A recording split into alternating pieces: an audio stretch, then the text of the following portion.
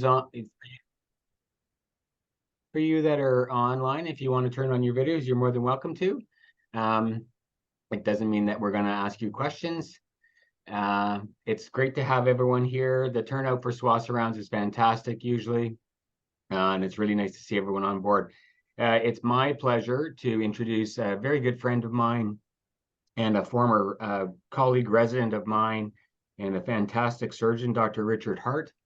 A little background for Dr. Hart. He did his undergrad at the University of York from 85 to 89.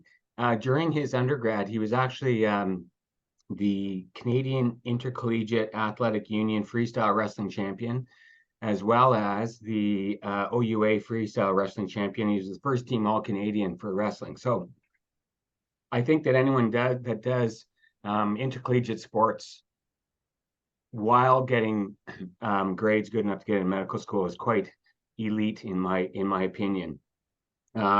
He then attended medical school at Western here. He did his fellowship in HPB and transplant and ERCP at London with Dr. Wall.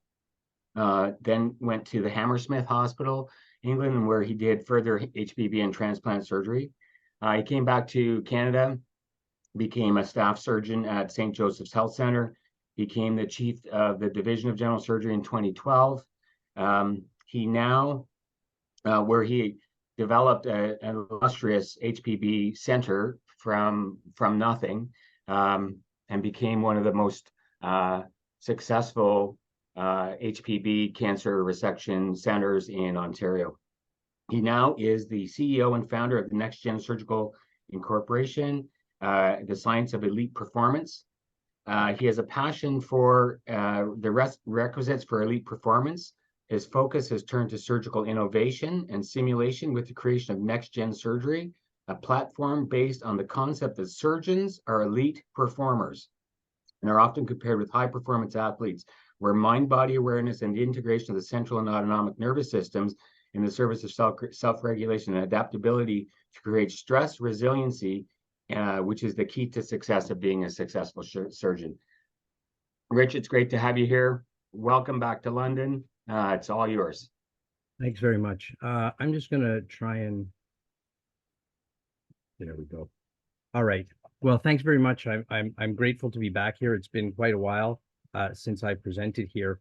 What you're going to notice on the first slide is that there are 3 brainwave images, and these are a reflection of the complexity of who we are, what we do, and therefore how we should train.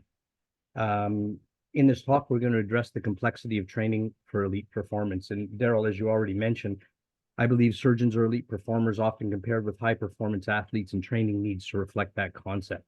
So NextGen-Surgery was actually created as a solution to what I consider to be a real problem, where we have an entire population of elite performers who aren't trained using principles with proven efficacy in other domains or peak performance under pressure.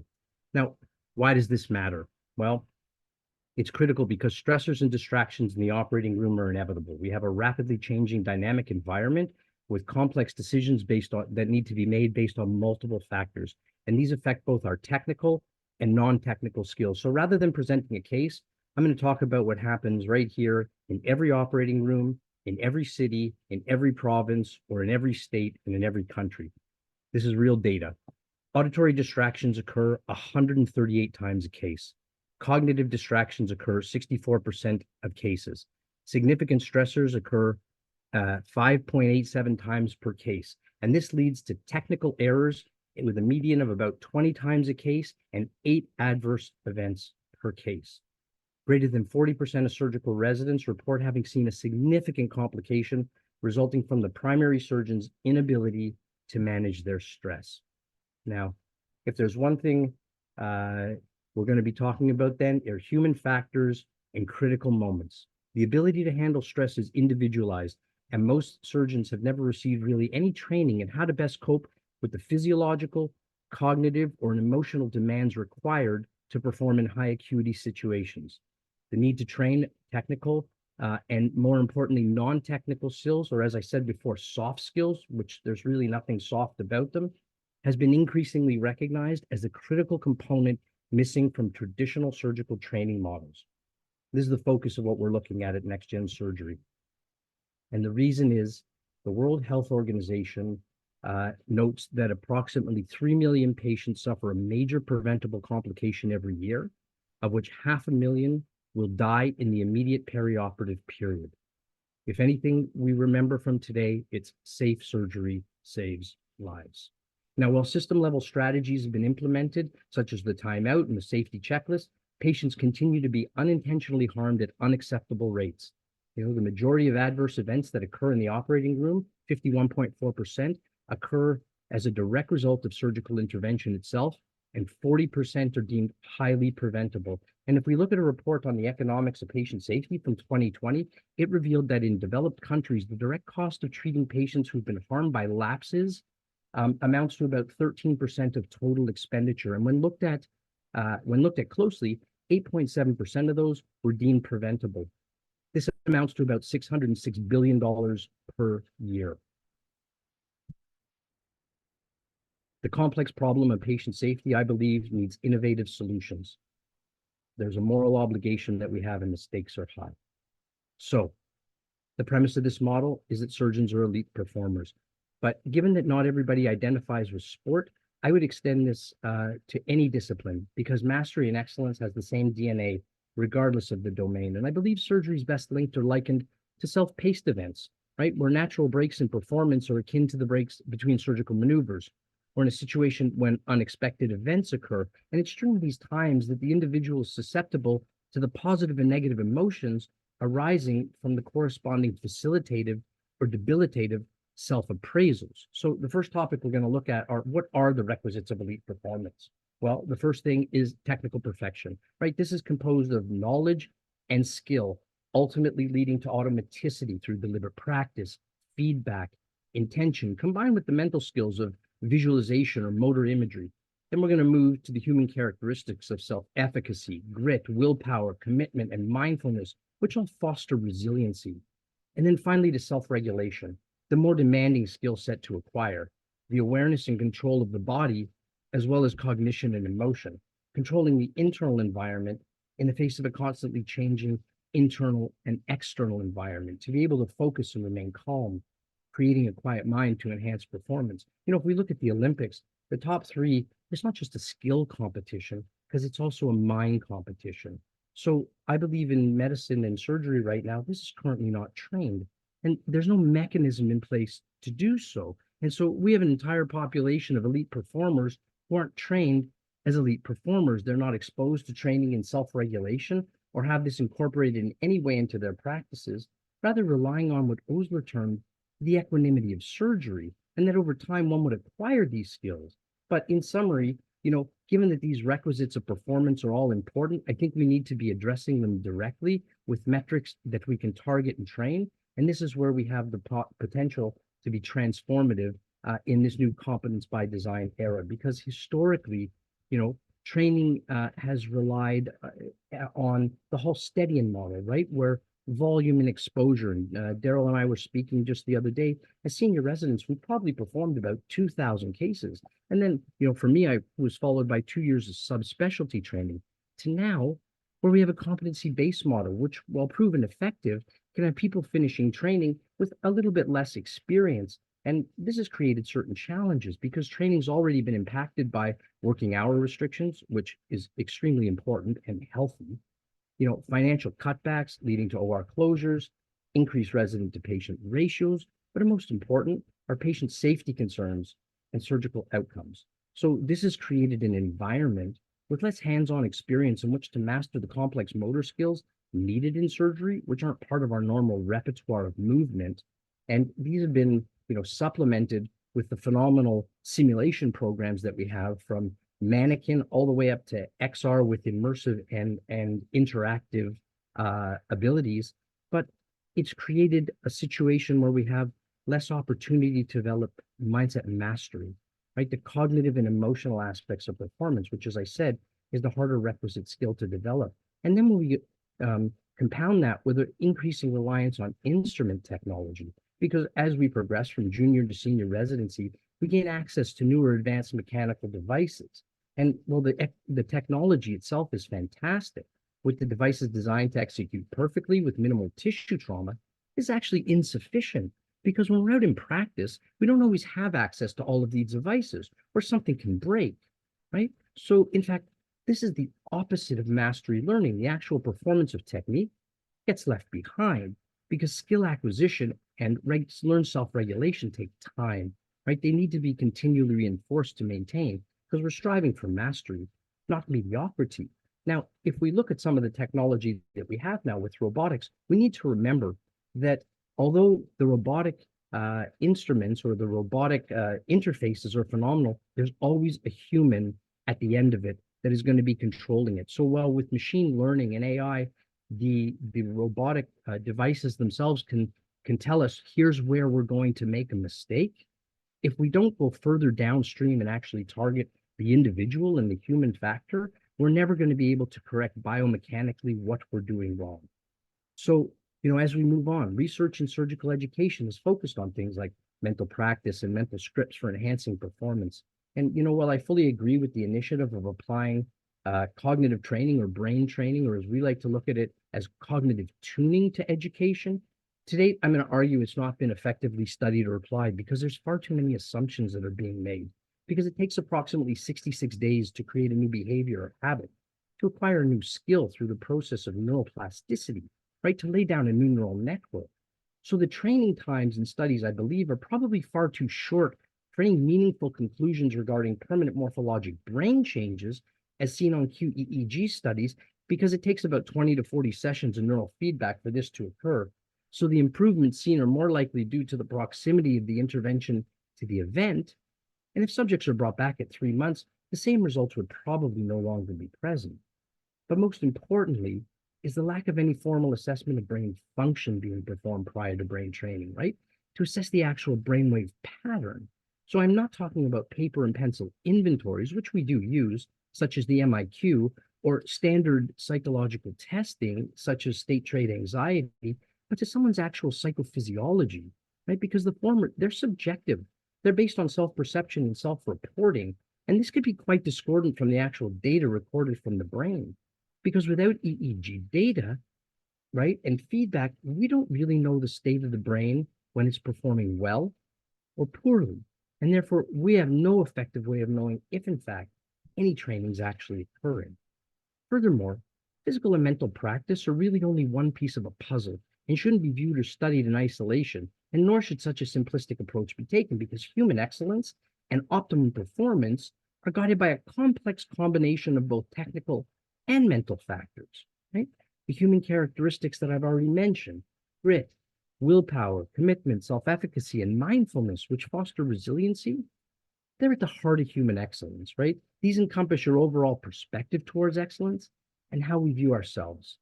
And then we have the 4 elements of attentional focus, distraction control or refocus, mental preparedness, and then positive imagery or motor imagery and visualization, right? These lead to constructive evaluation. Now, these are all interconnected. We're continually moving between them, right? As in a cybernetic system, they're always in motion.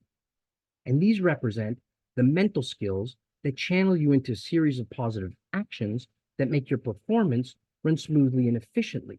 And these 4 specific areas can be targeted with neural feedback and biofeedback and then trained so that the constructive evaluation becomes significantly more powerful because we have objective data that we can measure, document, and follow. And I think that this can be implemented starting in surgical foundations and then further advanced in core of surgery with training specific critical moments. Now, while we believe that the single most important skill required for elite performance is aware and control of attentional focus. And this is really where any cognitive training program should always begin. Now, we've noted change evolves slowly, right? It takes 66 days to create a new skill or behavior, to lay down a new neural network. There's no shortcuts or apps for instant results. As with anything meaningful and worthwhile, it takes time. The good news is the 10,000 hour rule is popularized in Outliers by Malcolm Gladwell is wrong because he referred to 10,000 hours as being the tipping point of greatness. And by putting in the hours, merely by showing up, one would become a champion or world class And this simply isn't true. And this really misrepresented or misinterpreted the work of Anders Ericsson, because what Ericsson actually studied, and I've alluded to earlier, is it's the quality of the practice that we put in, the intention placed on it. We call this deliberate practice. And Ericsson found that elite performers are shown to have engaged in deliberate practice, specifically designed to improve their performance from an early age. And that by the age of 20, they'd often accumulated over 10,000 hours of practice. But some have been shown to be able to do this in significantly less time, such as surgeons, while others, it takes significantly longer. So while practice is the be all and end all, it's the quality of the practice that's important, the intention placed on it, because intention leads to attention. And not surprisingly, the key to deliberate practice is the ability to maintain attentional focus. So now that we've looked at what are the requisites of performance, how do we develop optimum performance? Well, the first thing we need to do is the task analysis. Okay? This represents the what's needed to succeed question. In order to achieve world class, you have to identify what's needed, and you need to break those skills down into mental representations of what it looks like, feels like, and sounds like. Next is the personal assessment. Okay? This is the do I have what's needed question. I'm going to talk about that in a moment. And then we move to training and coaching. And what I'm really referring to here is body control and mind control, or mind-body awareness, because you need to train the body to respond to the mind and the mind to respond to the body. And when we look at extended reality and VR and AR platforms, I think they're not getting the most out of what they can without haptic feedback. And it's critical that we have haptic feedback within this. And now to coaching. Coaching is a newer concept in surgery. I mean, certainly it wasn't around when I was doing my residency, or when I was even at St. Joe's. There's a lot of early adopters of this, and I think it's critically important, and it makes perfect sense, because when you compare virtually every performance sphere in the world outside of surgery, where individuals and teams have integrated support mechanisms of physicians, nutritionists, psychologists, physiologists, and biomechanics and strength coaches, physiotherapists and media managers, right? To be able to triangulate all the data and provide feedback to the performer so that they can focus on what they need to do, which is to perform. Well, in culture and surgery, as we manage all aspects of our life, from clinical productivity, patient care and education, education of trainees, continued personal development, research, and now our own social media. And while I'm not suggesting that we expect to do all of these things just like they do, it really highlights the disparity in how we approach and expect to always perform optimally, because in truth, we all need coaching, even if you're ranked #1 in the world in whatever you do, because we all have blind spots. Okay? We all have areas of weakness that we're unaware of and require feedback, which is another key feature not often talked about. The benefit of constant feedback to identify areas of weakness and correct them continuously, not just subjectively, but objectively. Now, we do have this in surgery, for the development of technical skills with OSATs or FLS, right? But for the non-technical skills, we can have a much deeper metric to evaluate and train individuals, right? So we develop elite performance with daily practice across time, as I said, 66 days with feedback, providing reinforcement, and then we add in the importance of rest, recovery, and sleep. And this isn't not only going to help performance, but it's also going to improve health. And this, I believe, may be one of the most important areas that gets targeted as a positive byproduct of this type of platform, because the training with neurofeedback and biofeedback has inherent properties with direct effects on improving both mental and physical health. And one need only look at the large body of literature on HRV biofeedback as a marker of health, wellness, and mortality. And I believe that this could really be part of the solution to combating, pre-pandemic, the rising global epidemic in healthcare practitioners of flame-out, burnout, and mental health concerns, which cost healthcare systems in Canada about $213 million annually, and in the US, $17 billion annually. Now, this is sort of the most scientific slide that we're going to get into today, but an in-depth discussion of the brain and its neural anatomy, neuroendocrine regulatory feedback systems, and neural networks, and how these function and apply to performance is beyond the scope of this talk. But the rationale for a top-down, bottom-up approach is really understanding, as I said, what's happening downstream and how it feeds back. Or again, training the mind to respond to the body and the body to respond to the mind. But there are a few scientific principles I want to make. Neurofeedback research has started to identify who can benefit from this modality of training and really predict the quality of an individual's performance at the next level of difficulty or their ability to tolerate more challenge. As well, it provides a much more direct route to training the attentional network of the brain or our executive functions for enhanced decision-making, and it's far better than traditional psychologic strategies or self-regulation techniques. Secondly, as I said, HRV biofeedback is very powerful in changing the affective and emotional centers in the brain of the amygdala, right? This is what's meant when we speak about the heart-brain connection, right? Through the central autonomic network, the vagus nerve, our dominant parasympathetic network. And it's explained quite well in the neurovisceral integration model of Thayer or the polyvagal theory of Porges. And then finally, from the clinical perspective in this space, research in the last several decades is focused on the internal environment, right? Analyzing the psychological, physiological, kinematic, and behavioral mechanisms underlying performance in elite athletes, particularly for precision sports. And therefore, this approach is synergistic to what's required, I believe, for elite performance in surgery. So what we're trying to look at and focus on are the interactions of motor skill behavior, advanced sport psychology, and psychophysiology. And this multimodal or multidimensional training of performance-related emotional experiences through self-regulation will enable an individual to manage and control perceptual as well as cognitive functions, which enhances skill acquisition and expertise in performance. So we said the first thing we need to do is a task analysis. We don't need to get into this in detail. It's well documented and understood. It comprises the volume of knowledge and the surgical skill set. There's an art and a science to everything we do. But of importance is that neurofeedback and biofeedback have been shown to be effective in increasing both the speed of learning and the consistency of learning.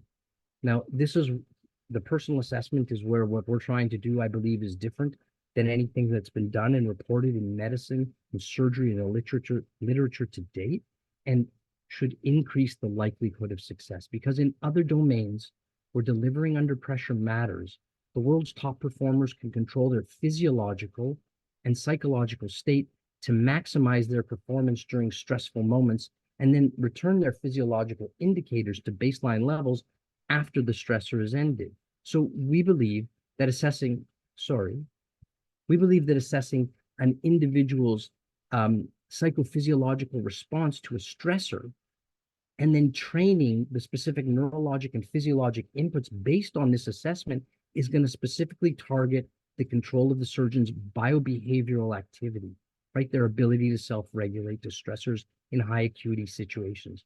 We refer to this as integrated mental training for surgeons to enhance attentional focus, distraction control or refocus, communication, situational awareness, and decision-making. And it's a psychophysiological profile, which is the key to creating the programs where,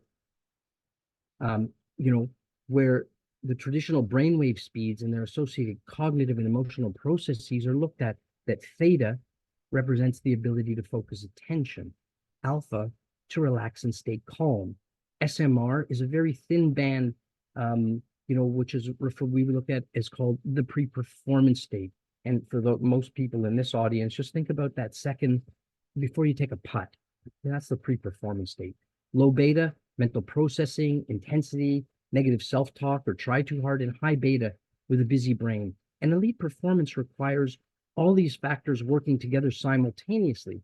So training protocols are structured to go from simple to complex. And as I previously said, we start in training in attentional focus and then gradually add in new cognitive and emotional tasks to be mastered, all done through brain-computer interfaces, so that you're watching or listening to what you're doing on a computer screen, tablet, or smartphone.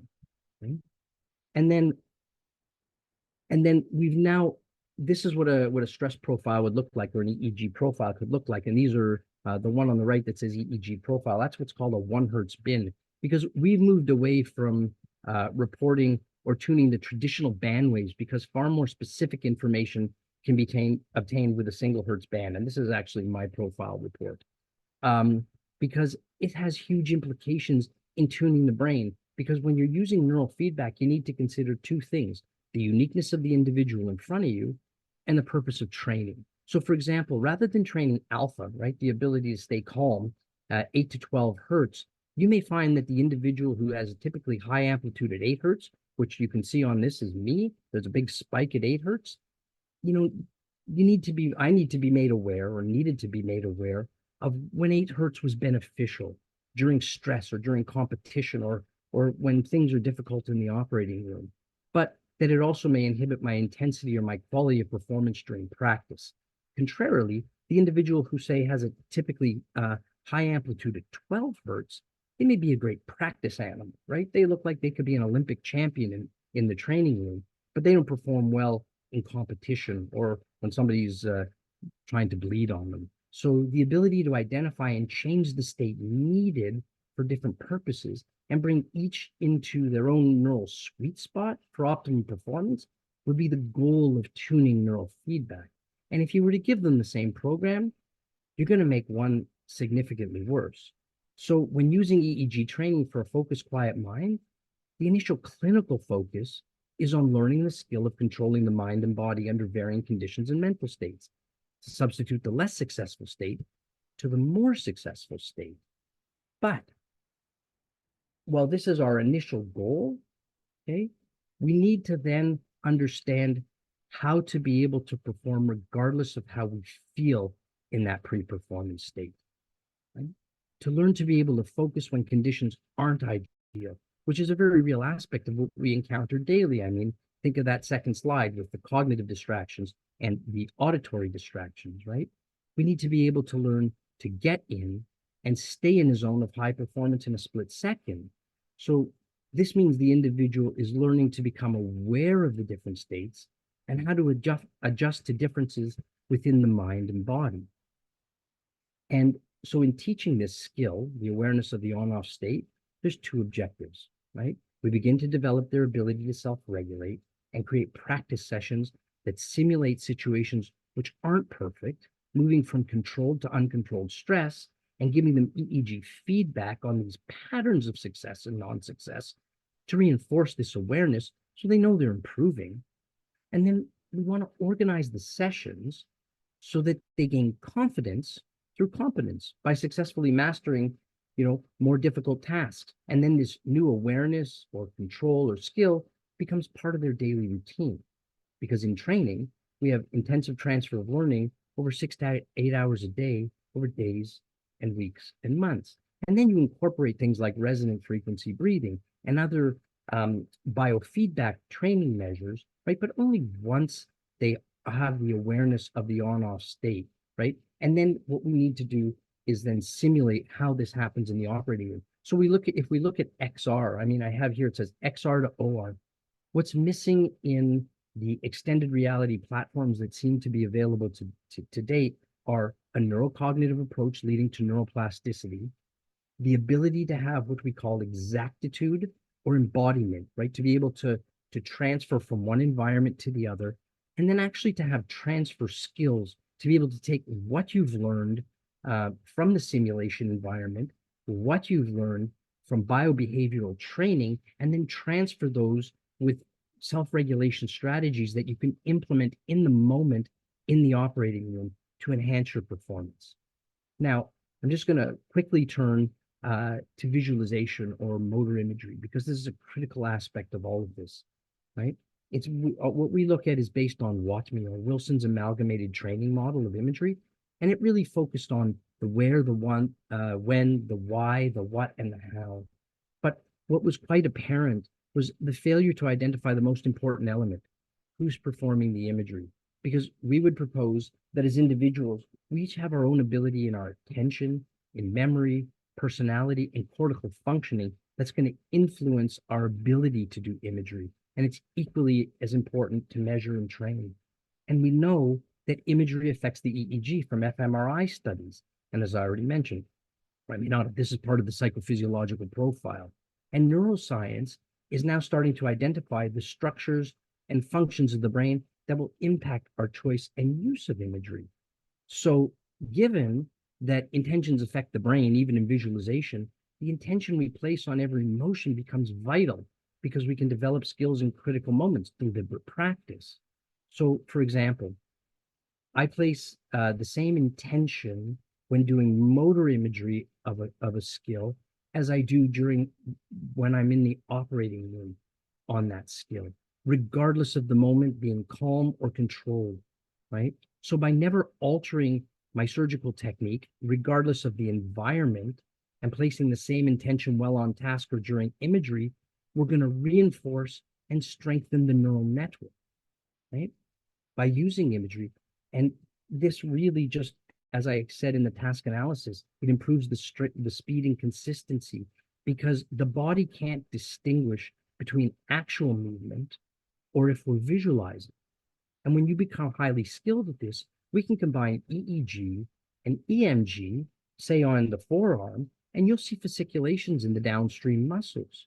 And with this, then, we can practice to effectively pre-experience any event that we don't frequently encounter, such as trying to repair a tear in the retrohepatic vena cava. So my approach to constructing the representation of a surgical procedure, it begins with a task analysis, right? I look at the whole, but then I leave that because if we looked at a Whipple procedure, 5 to 7 hour operation, it's daunting if you think of the whole operation, right? Due to the complexity of the anatomy that you have to resect and reconstruct, the significant risks for intraoperative hemorrhage. So from my perspective, and really how I would break down all procedures, is that this is comprised of about 20 fundamental technical skills and movements, which are all the same. But they're on different structures from hollow to viscous organs, as well as the biliary and vascular system. And they're all in different planes, right? Cochorizing the duodenum is the same as a medial visceral rotation, right? We're in the same plane. We're just doing it on different structures. So I believe surgery is a series of small steps done technically perfect and in the correct sequence. And each step has its own beginning and end, its own focus. So while people can teach mental skills, what we then need to provide, as I alluded to, are the transfer skills into real life situations so that we know how and when to incorporate what we've learned using neural feedback and biofeedback into the operating room. So this next screen is just a quick showing what a brain-computer interface and what focus would look like.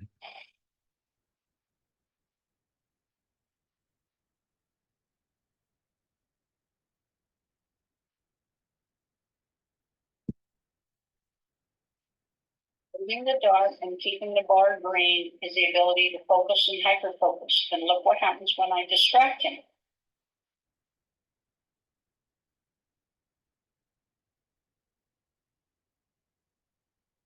So there's a loud noise. He's distracted. But then look how quickly he comes back.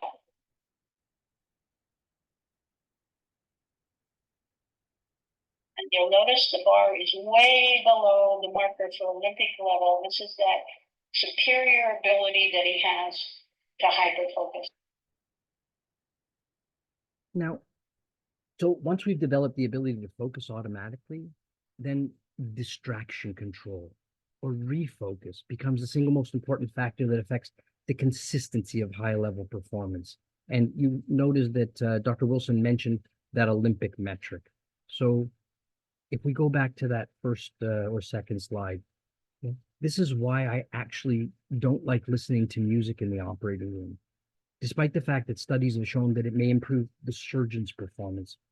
Because while I know what my ability to focus or refocus is, I don't know what's that of the resident, the scrub nurse, the circulating nurse, or the anesthetist.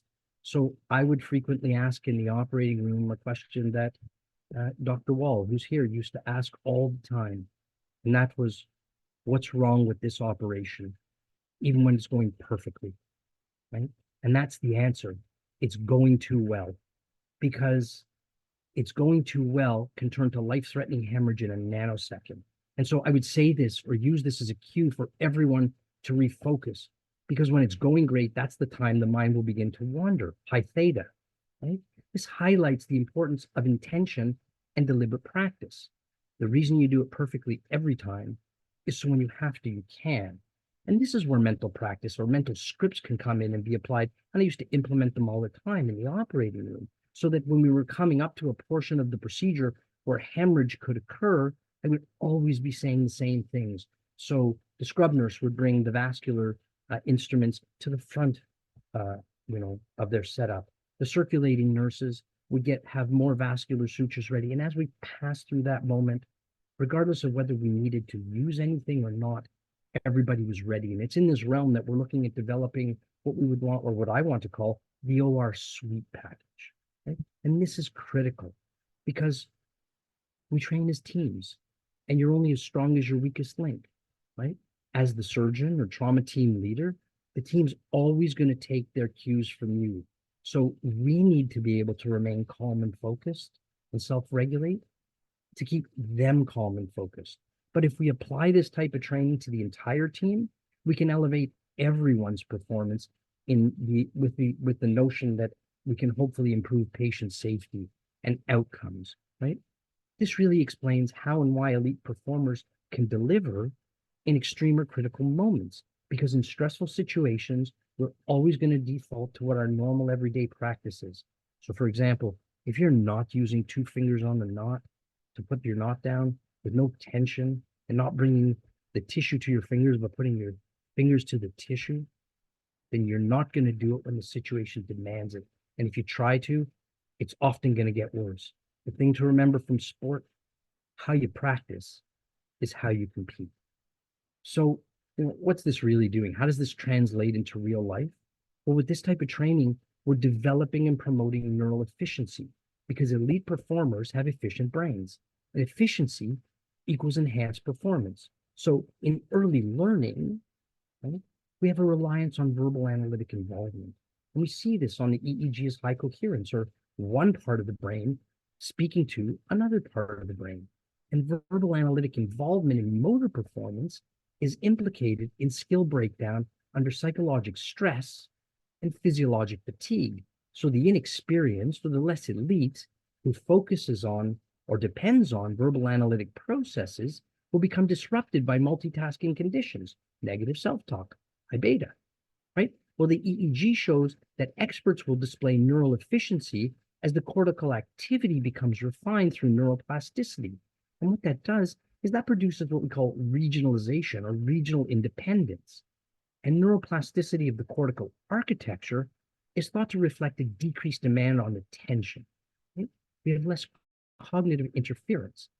Thinking actually gets in the way. So the brain can assign a set of neural resources for a specific task, which frees up energy for other tasks. Right? I'm sure people have heard of the book, Thinking Fast and Slow, Control of Attention by Daniel Kahneman, where system 1 is fast, automatic, impulsive, and intuitive. Automaticity of our technical skill. System 2 is orderly, slow, deliberate, and effortful. The ability to take in information, process it, and make decisions while not impacting our technical skill. Right?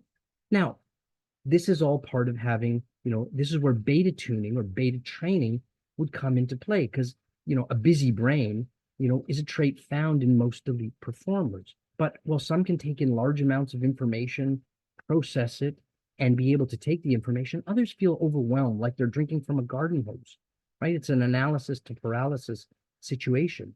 So with tuning neural feedback, you can bring each of them into their own neural sweet spot again to be able to download information at a speed that's going to enable them to then take that data and process it, right? But then critically, we need to then be able to learn how to let that busy brain go at night, right? To be able to shut it off, to be able to rest, recover, and sleep, so that we can get up the next day and perform again. And so ultimately, we would come to something like this, another brief video that just talks about once you put all these measures together. Brain is just the hyper focus and relax at the same time. I may have to change the settings a little bit because of in this screen, when an athlete becomes really highly skilled, what we do is we have in here the requirement on this one to stay calm, and this is to be ready to perform what we call the zone. And this one here is the ability to hyper focus And this is staying relaxed so you're not trying too hard. And this one is busy brain. When you get really highly skilled, I ask you to do all 5 of those things at one time. And you will see that by the dart continuing to move or the green bars.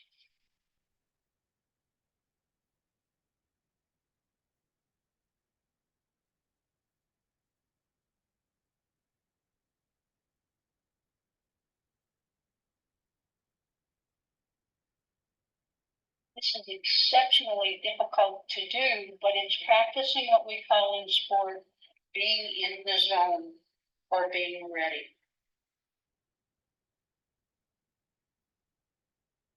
And by being able to show these changes on the computer screen in front of you through a brain-computer interface, we create what we call aha moments, right? Because seeing the physiological features on the screen is extremely effective, because elite performers spend their time looking for and believing in measures that show changes towards success, and the ability to control these features reinforces a sense of personal control, which is very powerful, because we all have a history of outcome experience, or a history of what happens when we properly control our behavioral pattern. And then an incorrect behavior or skill, can be explained in performance terms or learning terms, not personal terms, and can be reframed as a challenge to learn new skills. And they're encouraged to learn new skills.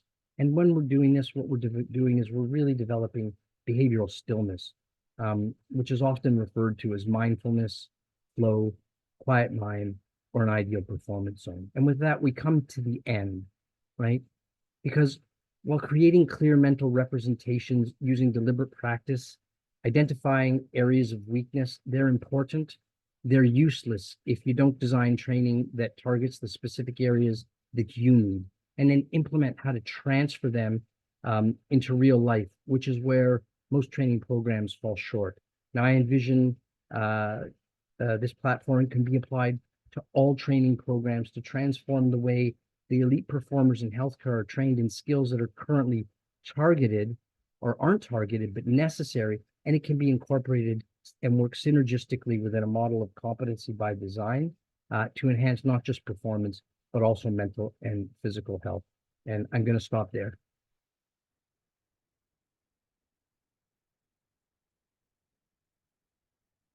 Daryl? Thank you. Rich, that's fantastic work you're doing, and quite unbelievable. I'm sure we're going to have some questions for you. Before we ask questions, can you tell us a little bit about the artwork behind you? Oh, yes. So this is actually artwork by Sir Roy Collin, Professor Sir Roy Collin, who performed the first successful hepatic transplant in Europe. Dr. Wall was one of Sir Roy Collin's first transplant fellows, or first transplant fellow. And I had, obviously the honor of being able to work with Dr. Wall, who then went on and performed the first successful hepatic transplant in Canada at University Hospital at Western Ontario. And Sir Roy Collin passed away a few weeks ago. So this is in honor of that. Excellent. Dr. Brackstone, you have a question? Yeah, that was really interesting, Rich. I appreciated thinking through my experience through that lens.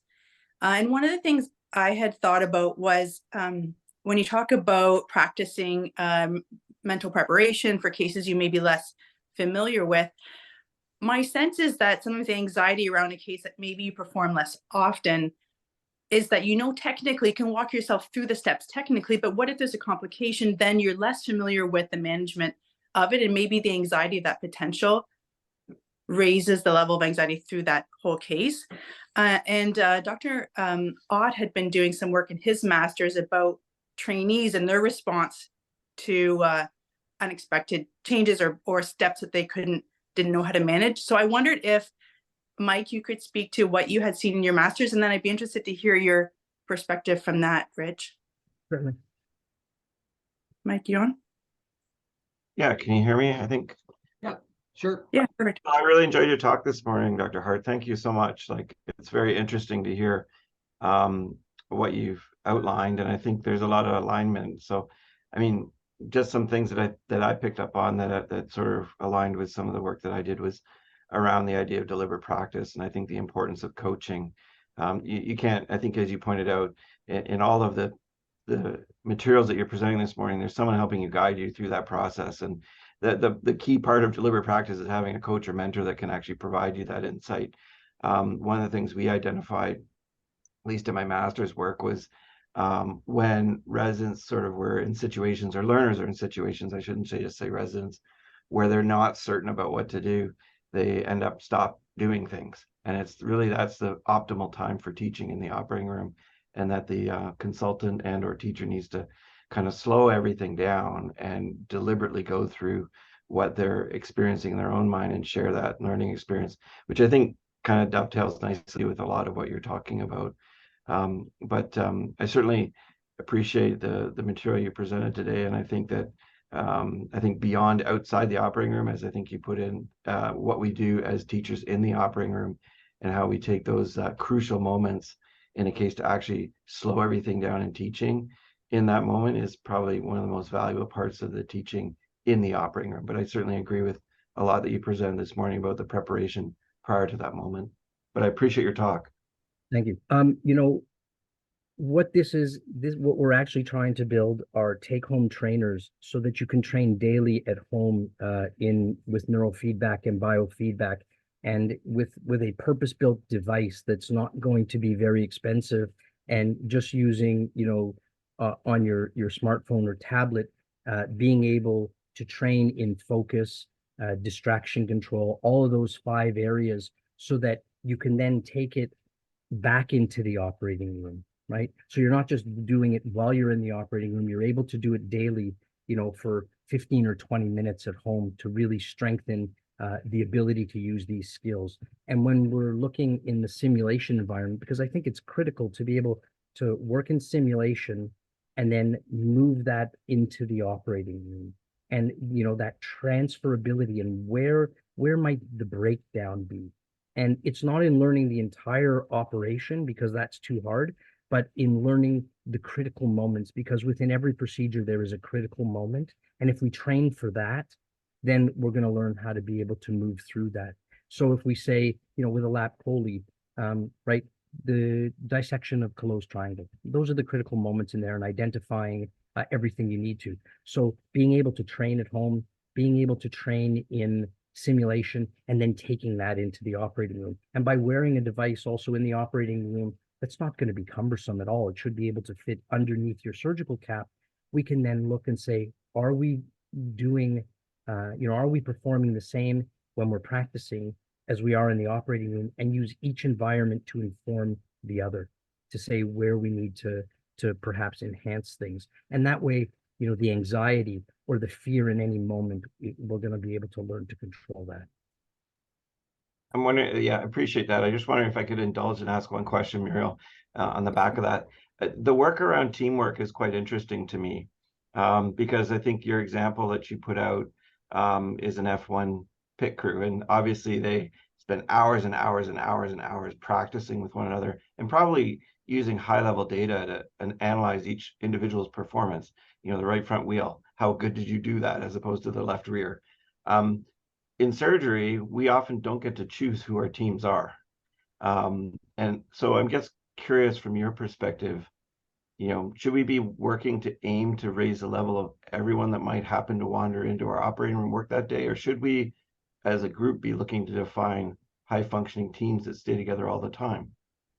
I think that's a fantastic question. And, I'm not sure of what the state of all the systems are within the different healthcare regions. But yeah, if we could have a team that we work with all the time, that would be great. But people get sick, people move on. So I believe we need to be training everybody to be able to perform like that. And then as they move on to a specific team, say the HPB team, then they're given further specific goals or tasks to learn, right? So, I mean, putting this into competence by design, in the beginning, we have foundations, and then you move to core. So if we give everybody in the operating room, the basic skills, during foundations over 2 years, as we move into core, then we say, okay, what are the critical moments of a Whipple? What are the critical moments of an aortic aneurysm repair? And teach it that way. And you can do the exact same thing with the nursing staff as well. Now, you don't necessarily need to do a psychophysiologic profile then on everybody, because there may be a one size most enhances most, right? If we shut down theta, so we increase their ability to focus attention, we enhance alpha, their ability to stay calm, and we shut down beta, a busy brain, right? Something straightforward like that can be done for everybody. And we probably hit 80% of the people. Rich, how long do you think it takes to retrain your brain? So, I mean, I think it probably takes about a couple of months to learn a new skill, behavior, habit. Now, I've only found one paper ever that talked about it, and it was out of University College in London in 2009. Everybody else talks about 3 weeks, and I think that's misinformation. That comes from a book called Psychocybernetics in the 60s by Maxwell Maltz, and he was a plastic surgeon, and he noted that his patients noted change in about 3 weeks. Well, that's just the healing process after surgery, but that's where the whole notion that 3 weeks came from. So I think it takes about 2 months, but you don't want to do constant training, right? You're not going to just train always. What we would want to do is say train for 2 months and then take 2 months off, and allow long-term potentiation to occur, allow these things to practice without using a device, and then get tested again, see where we are, and then keep going, because there's no ceiling to how good we can become with respect to our human performance in terms of our cognitive and emotional aspect of it. There's no ceiling. Excellent. Certainly there is, examples like Dr. Hart was talking about teams. There is surgical examples of teams, dedicated teams. Some of the European centers are very, very big on the dedicated team model to surgical intervention with different cases. Dr. Leeper, you're up, and I know you're very interested in the simulation and training. Yeah, again, my apologies. I was at our conference committee meeting earlier in the morning. So I missed the first little bit of the talk, but I just wanted to dovetail on Mike's comment and question about basically the question Mike asked is ad hoc versus preformed teams. And you're right, Daryl and Rich, in certain settings, like Mike DeBakey's operating room in Texas, he had a very rigidly set team of individuals who performed surgery with him, and that was actually a rare example in medicine. And other fields, so NFL referee crews, special forces units, airline crews, they all work and train together as a consistent unit. And that allows a huge amount of the forming and storming phase of crisis team management to be done before the crisis happens. And it gives you a huge leg up. The reality is that in medical terms and all the medical literature, we function as what are called ad hoc crisis teams.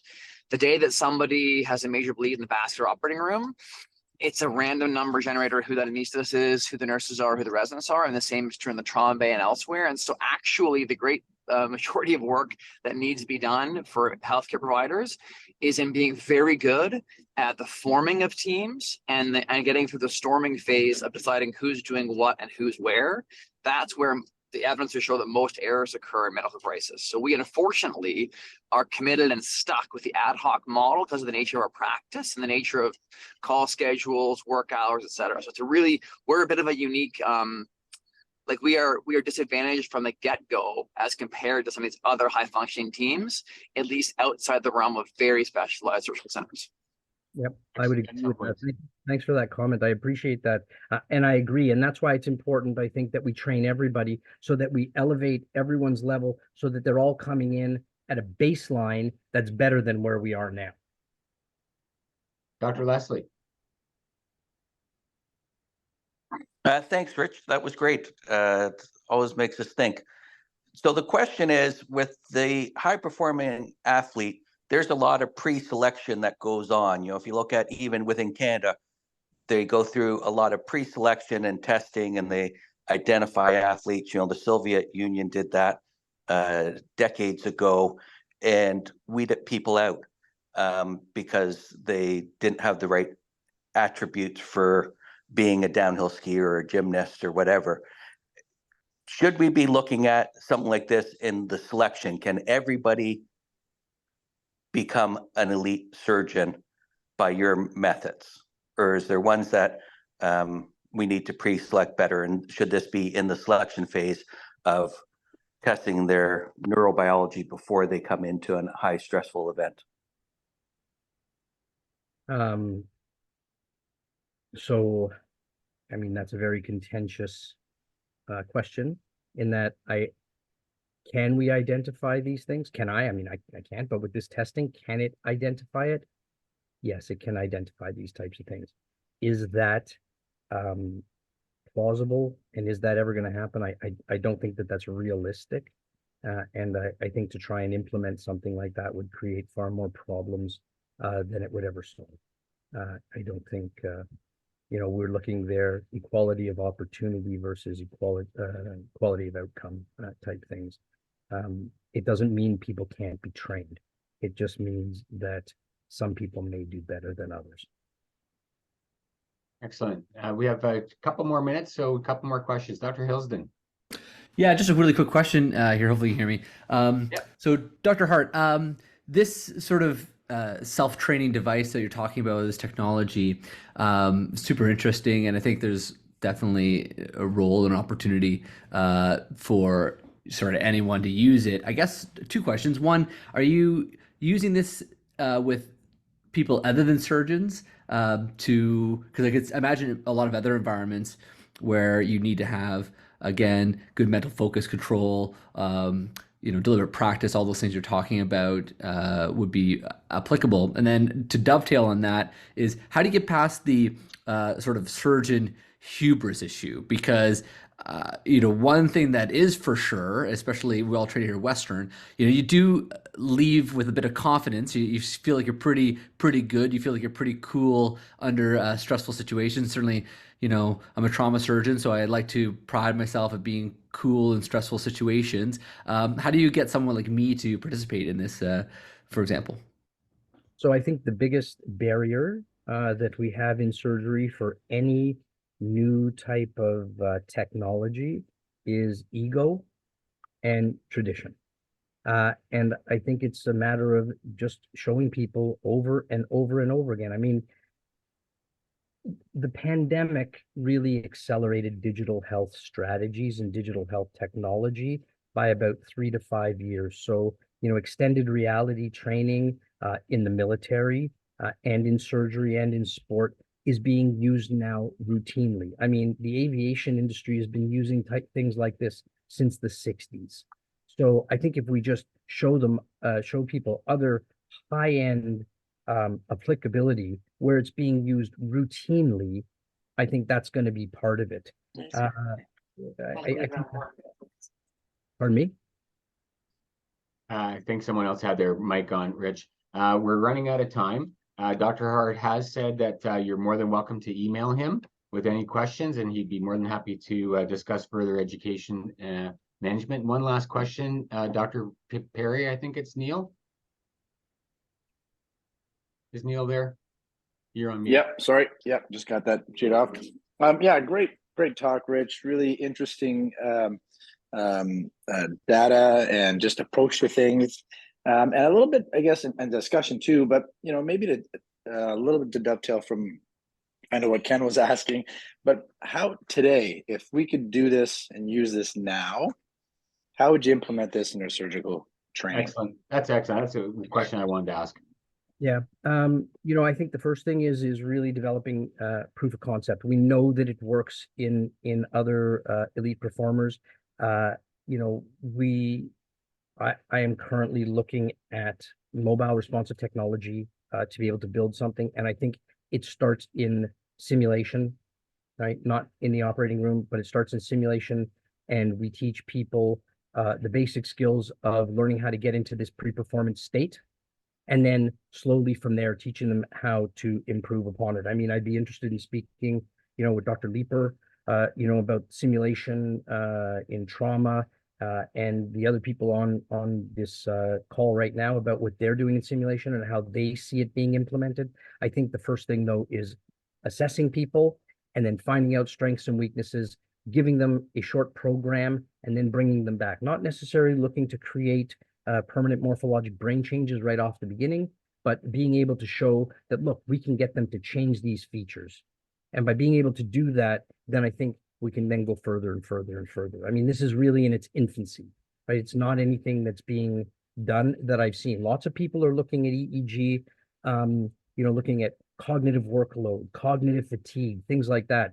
But there's not many people that I've seen so far looking at then taking that data and making it actionable and how to train it, right? This is what's very different. And this is what sets what we're doing apart from anybody else.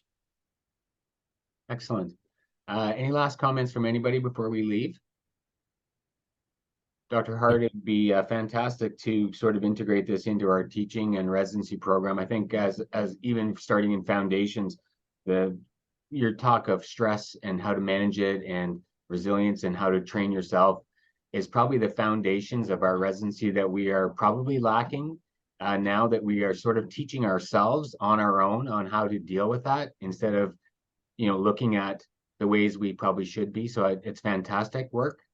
Thank you so much for presenting with us today. And I'd like to thank everyone else for attending. Dr. Hart, we really appreciate your knowledge. Thanks very much. It's a pleasure. And thanks, everybody. And everyone have a good day. We all have rounds to go to, I'm sure. Don't forget next SWASA, February 28th. It's going to be a panel speaking on